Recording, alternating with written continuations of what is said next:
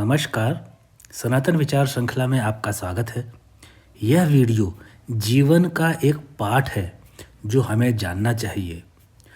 हम लोग जानते हैं कि कई लोग एक ही क्षेत्र में कई वर्षों तक काम करते हैं। उनमें से कुछ लोग ही आगे बढ़ पाते हैं, लेकिन अधिकतर लोग अपने पूरे जीवन में कुछ विशेष नहीं कर पाते। इसका कारण है कि वे लोग जो लंबे समय तक एक ही क्षेत्र में रहने के बाद भी उस क्षेत्र की बारीकियां नहीं सीखते। व्यक्ति का विकास इस बात पर निर्भर करता है कि उसने ग्रहण कितना किया है।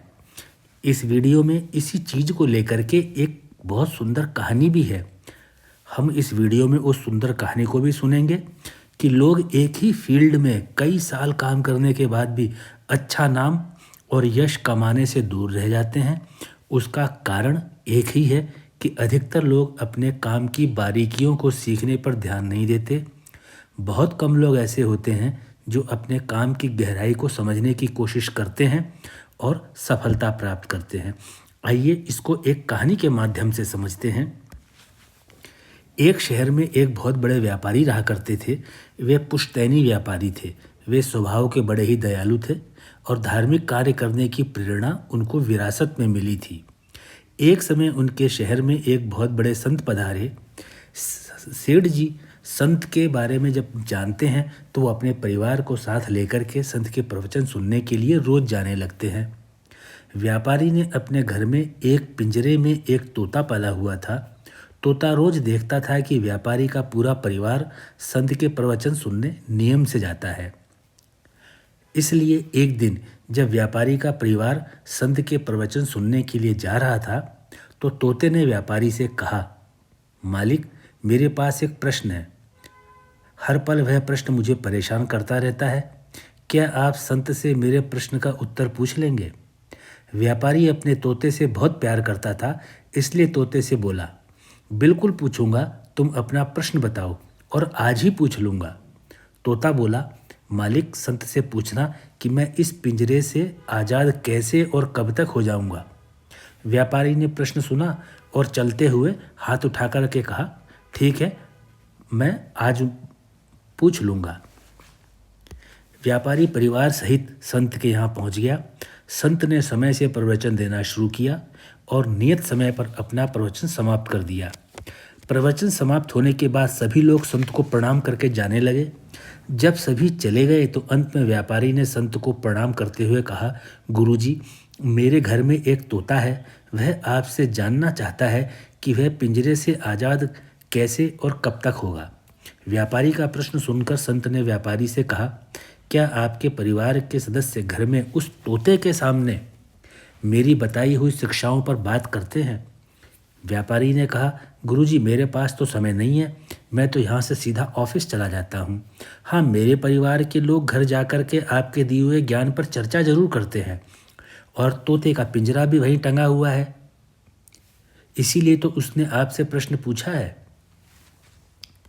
व्यापारी की बात को सुनते ही संत बेहोश हो गए और बैठे बैठे ही गिर पड़े। फिर संत के शिष्यों ने जल्दी जल्दी संत को संभाला और व्यापारी को अभी जाने को कहा। व्यापारी भी घबरा सा गया था कि यह संत को अचानक क्या हो गया। वहाँ से व्यापारी सीधे अपने ऑफिस चला गया। जब व्यापारी शाम को वापस घर गया तो तोते ने व्यापारी से पूछा, स्वामी, आज सुबह आपने संत महाराज से मेरा प्रश्न पूछा था? व्यापारी ने कहा, हाँ पूछा था, लेकिन तुम्हारा प्रश्न सुनकर संत उत्तर देते उससे पहले ही उनकी तबीयत खराब हो गई और वो बेहोश हो गए। व्यापारी के चुप होते ही तोता भी बेहोश हो गया। व्यापारी ने पिंजरे को खूब हिलाया डुलाया, लेकिन तोता उठा ही नहीं।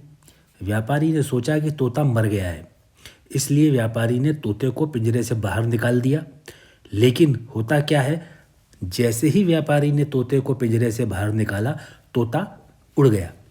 व्यापारी देखता ही रह गया। अगले दिन व्यापारी फिर से संत के प्रवचन सुनने गए तो संत ने व्यापारी से हंसकर पूछा, बताओ सेठ जी, तुम्हारा तोता कैसा है? व्यापारी बोला, आपके बेहोश होने की खबर सुनकर वो भी बेहोश हो गया था। मैंने उसके पिंजरे को खूब हिलाया, लेकिन वह तो उठा ही नहीं। तो मैंने सोचा कि यह तोता मर चुका है, इसलिए मैंने उसे पिंजरे से बाहर निकाल दिया। लेकिन होता क्या है, बाहर निकलते ही तोता फिर से जी गया और उड़ गया।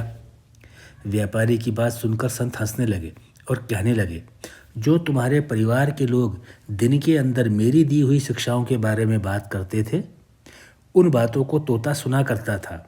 तोते ने मेरी शिक्षाओं की गहराई को समझा और मेरी दी हुई शिक्षाओं के महत्व को समझा। सेठ जी, मेरी तबीयत खराब नहीं हुई थी। मैंने जब यह सुना कि तोता मेरी दी हुई शिक्षाएं सुन रहा है, तब मेरे सामने यह प्रश्न था कि क्या उसने उन दी हुई शिक्षाओं की गहराई को समझा भी है या नहीं।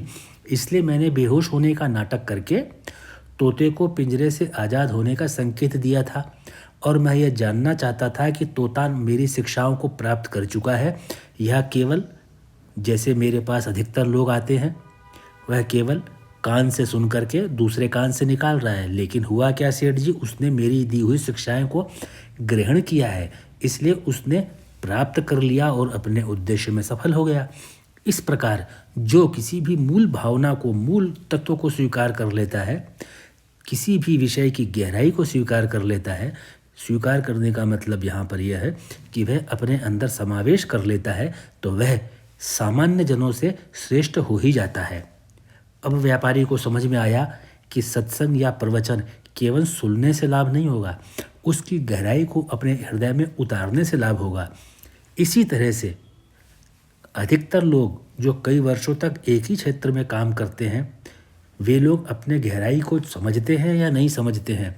अगर समझते हैं तो सफल हो जाते हैं, नहीं समझ पाते, केवल काम शुरू करना है, काम ख़त्म करना है, दिन बिता देना है, टाइम पास कर देना है, महीने बिता देने हैं, साल बिता देना है और पूरी उम्र बिता देना है, केवल उसमें बीतता ही है।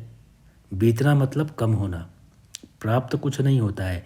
इसीलिए कहा जाता है कर्म ही पूजा है।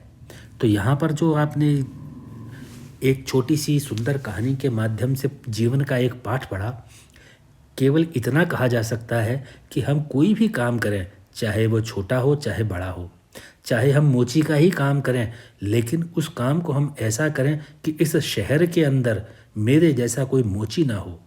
चाहे हम दर्जी का काम करें, इस शहर के अंदर मेरे जैसा कोई दर्जी ना हो।